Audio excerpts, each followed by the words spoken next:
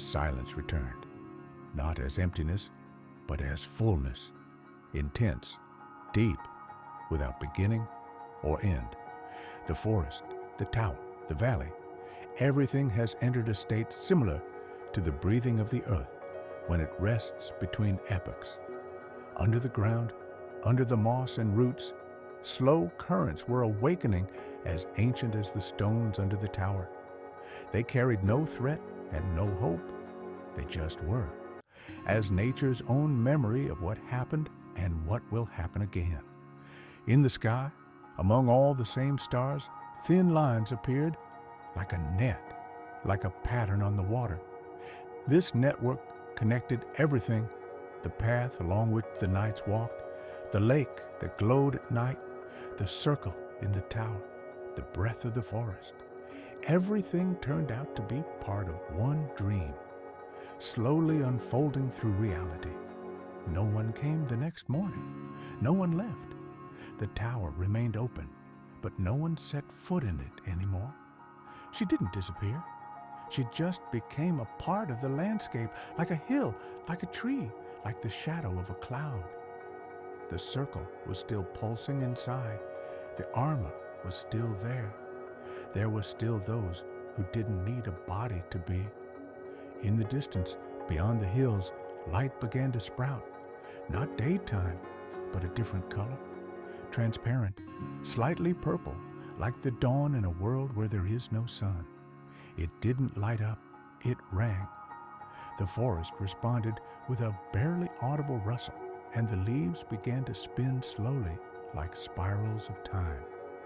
Everything didn't change, but it got deeper, layer by layer. The surface of the lake trembled, not from the wind, not from a drop, just a tremor, like an echo that has gone deep. There was a bird sitting on the edge of the water, weightless, made of thin, iridescent feathers. She didn't move. She was just looking at where the circle was. She waited, but she didn't have to wait long. Everything has already happened. Everything has already happened. Everything is already going to happen. And now it's night again. Soft as black velvet. No cold weather, no worries. You don't need anything in it. No one is alone in it. Everything is in its place. You too.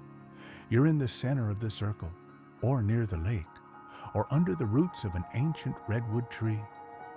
Wherever you are in this dream, and it lasts. Gradually, forever, serene, go back to sleep. With the first rays of dawn, the darkness slowly receded, as if the night itself was reluctantly leaving, giving way to a world of light and life. The forest was filled with subtle sounds, the chirping of invisible insects, the rustle of awakening animals, the distant hooting of an owl returning to its nest. The fire had almost burned out, leaving behind only a faint glow and the scent of wood ashes.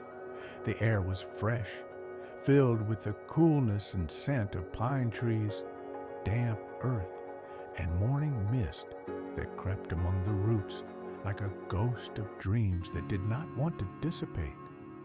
The travelers woke up one by one, slowly. Each of them knew that there was no need for haste. The morning was a time of silence, reflection, and short preparations for a new day. Sir Callian was the first to get to his feet, inspecting the perimeter of the camp, not expecting danger, but just out of habit. He always did that.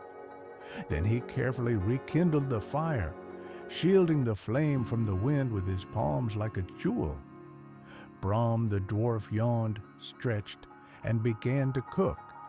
His bag, as always, stored a lot of necessary things in an unknown way. He took out dried meat, bread, and strange-looking berries, which he began to boil in a small pot. A fragrance like a mixture of honey, smoke, and cinnamon soon came out of the pot. The magician Elrin sat as motionless as an ancient stone. He peered into the forest, as if trying to read something in the curves of the branches and the rhythm of the shadows.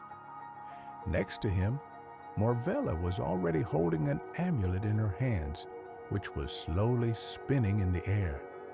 She wasn't doing magic. She was just listening to the world, to the breathing of the forest, to the morning itself.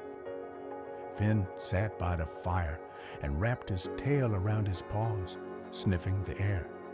His nose picked up everything, the movement of a mouse under the roots, the flight of a moth, whose wing fluttered from the morning dew.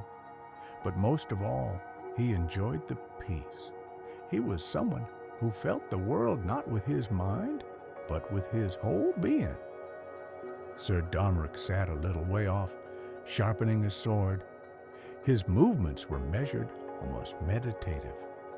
Metal rang, as if echoing the breath of the forest. He was someone who never lost a single moment of peace, knowing that silence is the most faithful companion of strength. When breakfast was ready, they ate in silence. They didn't need to talk. They became closer overnight, as happens with those who share fire, silence, and stars. The food was simple, but there was a sense of care and something special about it, something that can only be found in the wild, far from stone walls. After the meal, they began to gather. Everyone moved in their own rhythm, in their own silence. The tent was neatly folded. The traces of the campfire were trampled down. Not a single piece of debris was left. They respected the ground they trod on. The day was beginning. The path called them forward, through the thicket, along paths that were not marked on the maps. There were new lands ahead, ancient ruins, lost valleys, secrets that are revealed only to those who know how to listen and wait. And when the last of them disappeared into the shadows of the trees, the forest froze again. He knew they would come back. In the meantime, he will wait, as always. The path grew narrower, taking them deeper into the heart of the forest. The sun's rays penetrated through the dense needles, drawing golden patterns on the ground. The mosses underfoot bounced softly, like an antique carpet woven by nature. The air smelled of pine needles, earth, and something old, barely perceptible, perhaps the memory of the forest itself. Their footsteps were inaudible. Everyone moved with respect, without breaking the ancient silence. Sometimes they passed by fallen trees on which mushrooms and mosses had already grown, turning the dead wood into new forms of life. Squirrels watched from the branches. Birds ran from branch to branch without giving a cry, as if the forest understood. These are not ordinary travelers. Soon the forest began to change. The pines retreated, and the oaks appeared, old, wide, covered with lichen. It was cooler in their shade, and every step was now accompanied by the crunching of last year's leaves. The branches of the trees bent, as if bowing in greeting. To the left, a stream gurgled, sparkling in the sunlight like a silver thread. Soon they came to a clearing. In the center stood a circle of ancient stones covered with moss and writings that had long since lost their meaning to ordinary eyes. Elrin slowed his pace. The others stopped nearby, instinctively feeling that this place was not just a part of the forest. It was older than time. The air here was thicker, filled with magic and peace. They didn't touch the stones. They did not violate the borders. They just stood there for a few moments listening. The wind ran through the grass, carrying a rustle like a forgotten lullaby. Finn flattened his ears slightly, sensing the unknown, not danger, but the thrill of something great. Then the path led down into a ravine where a swampy area began. The path was lost among the hummocks and thickets, but the knights walked confidently. Brom, despite his short legs, deftly avoided the traps. Morvella squinted, feeling the invisible flow of power underground. Other spirits lived here, damp, moist, and silent, like the depth themselves. At sunset, they reached the coastal lake. The surface of the water was mirrored, reflecting the copper sky and the flocks of birds that circled high. They set up camp at the edge of the forest, next to a lone boulder covered with moss. The bonfire flared up again. Its flame became the heart of the evening, illuminating the faces that had already begun to seem not just travelers, but something more. The night has come again. This time, the stars were brighter, as if they were shining closer, and the moon was reflected in the surface of the lake, creating the illusion of a second sky. Finn lay down by the fire, curled up in a ball. Callian was sitting with a sword, but his eyes were full of peace. Brom was cooking something again, not for food, but for comfort. Morvella was writing in an old book, recording her feelings, and Elrin was looking at the lake as if searching for memories in its depths. The wind shook the grasses. The water was breathing. The forest was watching. They didn't know where their path would lead them next. But they didn't ask, because there was magic in every day, and every evening brought silence in which you could hear something important, something that could never be said in words. The next morning, the morning mist hung over the lake like a thin veil between worlds. It enveloped the shore, trees, and tents, hiding the outlines, making everything around seem unreal, sleepy. Out of this fog, as if from a dream, the travelers appeared again. Their silhouettes moved slowly and confidently. The fire was burning low. The lake was silent. The path now led upward to where the forest thinned and the ground became rocky. The roots of the trees clung to the rocks. The grass gave way to moss, and the air became colder and drier. High above the ground, above the crowns, the light flickered, breaking through the gray curtain of clouds. They climbed for hours without saying a word. Their breath mingled with the wind, and their footsteps disappeared among the stones. The higher they climbed, the quieter the world around them became, as if the height itself demanded peace. They stopped at one of the passes. The view opened up before them. Valleys, forests, a glistening lake far below, the very place where their night had passed. The wind whipped the cloaks. Finn raised his muzzle, catching the smells of the wind, carrying echoes of other lands, foreign and distant. Ahead, a peak covered in frost rose, and on its slopes stood the remains of an ancient structure, dilapidated walls, roofless towers, stones set into the ground as if defending something. It was a place long abandoned by people, but not by time. They entered the ruins without breaking the silence. The stone arches were covered with moss, and the walls were riddled with cracks where birds and roots now lived. Morvella ran her fingers over the symbols, which had almost been erased by time. Brom touched the flagstones that had once been the floor of a temple or castle, and knelt down, not out of fatigue, but out of respect. Among the ruins, they found a place where there used to be a hall, perhaps a throne room or a temple, no one knew for sure. Where once there had been words and footsteps, now there was only silence. They sat in a circle without lighting a fire. They didn't need a fire. The walls kept the warmth of long-gone stories. The night in the mountains was cold, but the stars were shining especially brightly. No clouds, no wind, only the breath of the earth and the light of distant lights overhead. Someone was looking at the sky. Someone was sitting with their eyes closed. Someone was listening to the sounds of the past, as if it still resonated in stone and air. At dawn, the first rays touched the ruins. The stones turned into a golden, warm glow. The travelers stood up.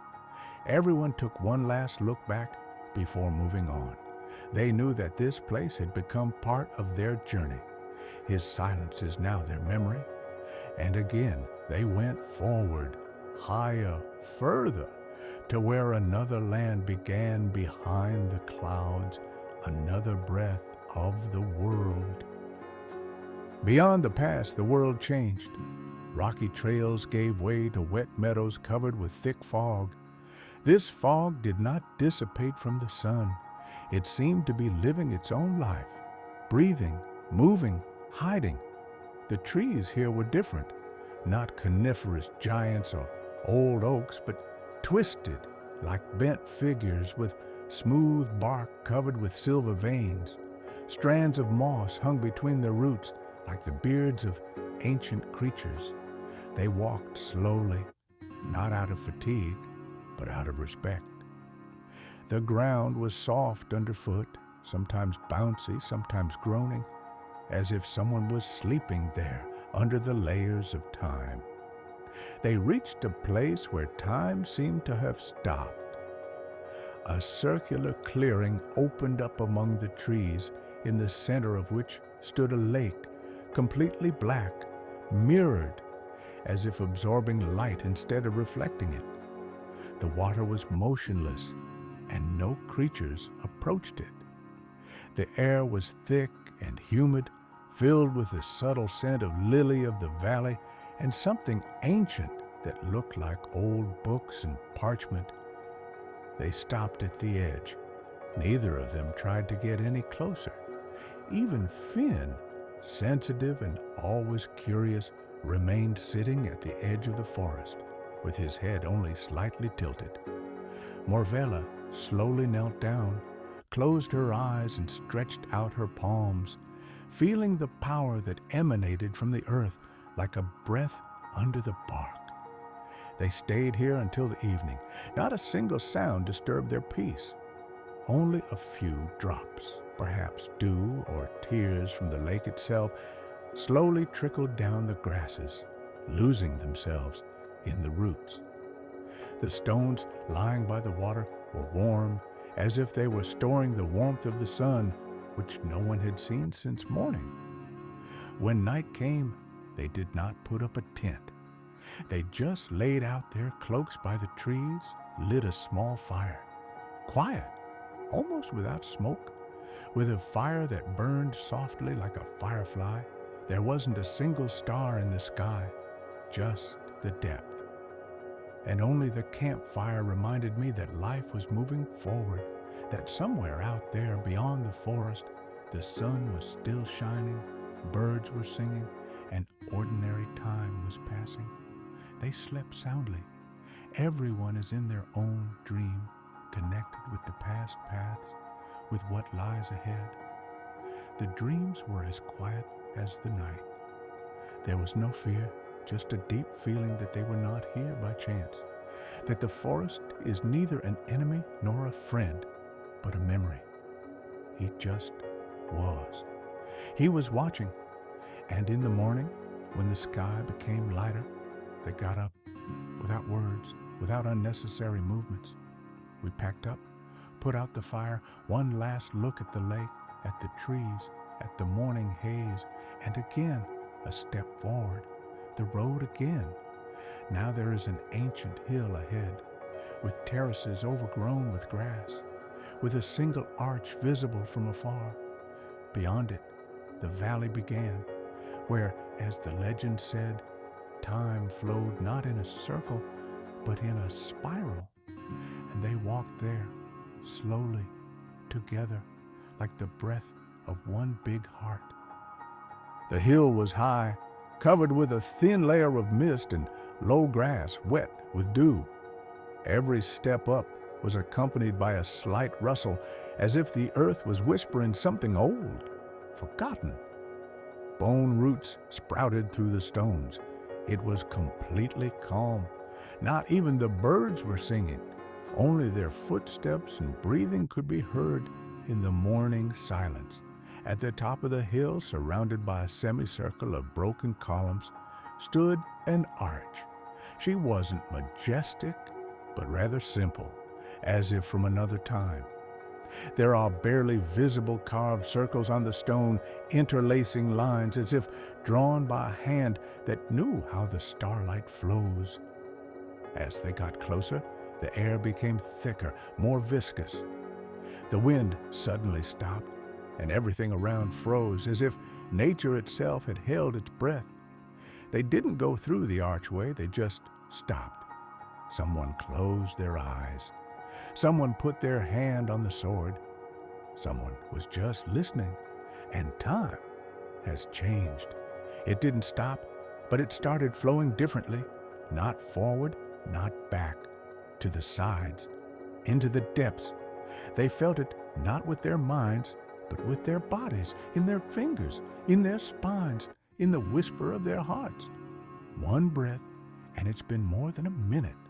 One exhale, and childhood seemed to flash by. Beyond the arch lay a valley, not the one on the map. It was the valley of dreams, forever morning, forever fresh, forever forgotten. The light there was different, soft, diffused, similar to the first rays entering the room through thin curtains. The flowers grew in a strange pattern, in circles, spirals, as if they had been sown by someone who knew the music of the wind. They descended into the valley and felt their thoughts slow down. There was no need to rush here. The space seemed to open up on its own, like a palm offering peace. Finn lay down first in the tall grass, closed his eyes, and his breathing became deep, rare, like that of a creature that has become part of the world again. Brahm took off his boots and plunged his feet into the warm stream that flowed along the slope. Morvella sat down by a strange tree, its bark the color of milk and its leaves as blue as midnight. Callian stood by the circle of stones, looking up at the sky, where the clouds were moving slowly like feathers in water. Elrond stared into space, and there was no purpose or anxiety in his eyes, only acceptance. Domric sat on a boulder, quietly sharpening his knife, not because he was waiting for a battle, but because it was his ritual, his way of remaining himself. So the day passed, or two, or a week. Time was not passing in the valley. It was unfolding. It was changed by light, wind, and breath. And at some point, each of them realized that it was time to move on, not because the path called. It was because they were different now. As they climbed back up to the archway, the sky returned to normal. The air is cool, and the steps are a little firmer, but easier. They weren't just moving forward. They carried with them the silence that the valley had given them. And now, the path continued beyond the horizon to where the tall grasses sway in the wind, where the old gates sleep in the rocks, and where the forests wait for silent footsteps. And the world was breathing again in the rhythm of their march.